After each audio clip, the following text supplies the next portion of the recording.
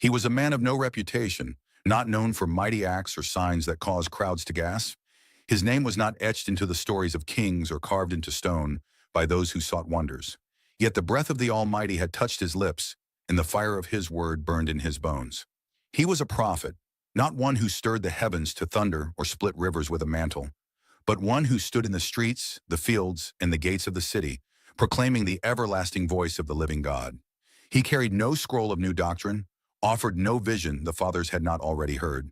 His message was ancient, rooted deep in the soil of Sinai, flowing like life from the mountain where Yahweh spoke in fire.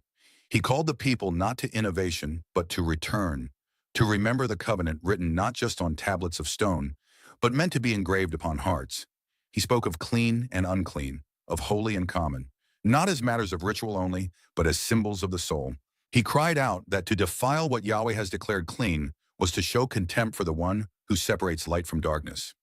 He warned that treating the holy things as ordinary was the path that leads to ruin, for Yahweh is not mocked. Yet his voice was not only thunder, it was also dew, for every rebuke bore the weight of mercy. Every call to repent opened a door to restoration. The people scoffed, for they sought spectacle. They wanted a prophet with flames in his hands or visions in the sky. But this man brought them the Torah, the living word, and called them back to the commandments, the same that their fathers had heard when the earth shook and the shofar sounded from the cloud. He spoke of the Sabbath, of the appointed times, of the clean foods and the purity that marked those set apart for the King of Glory. Not as burdens, but as blessings.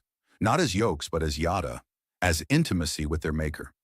He reminded them that Yahweh does not change, that what was unclean then is unclean now, that the Creator who made a distinction between day and night, sea and land, male and female, also made a distinction between what is holy and what is profane. And he wept not with hopelessness, but with yearning, for he saw not just the rebellion of the people, but the potential for their return. His message was forward-looking, not in novelty, but in promise.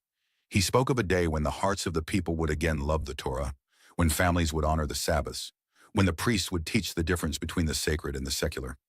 He saw a remnant rising, a generation who would not call good evil or evil good, but who would walk in the ancient paths and find rest for their souls. He never raised the dead, but he called the living to wake from their slumber. He never parted a sea, but he crossed the chasm between sin and righteousness with words of truth. He never called down fire, but the fire of Yahweh's word purified every syllable he spoke. And though the people did not always listen, the heavens did. For his words were not his own. They were the echo of Sinai, the rhythm of righteousness, the voice of the unchanging God spoken anew through a faithful man. Repent, for the kingdom of heaven is at hand. Repent, for the kingdom of heaven is at hand.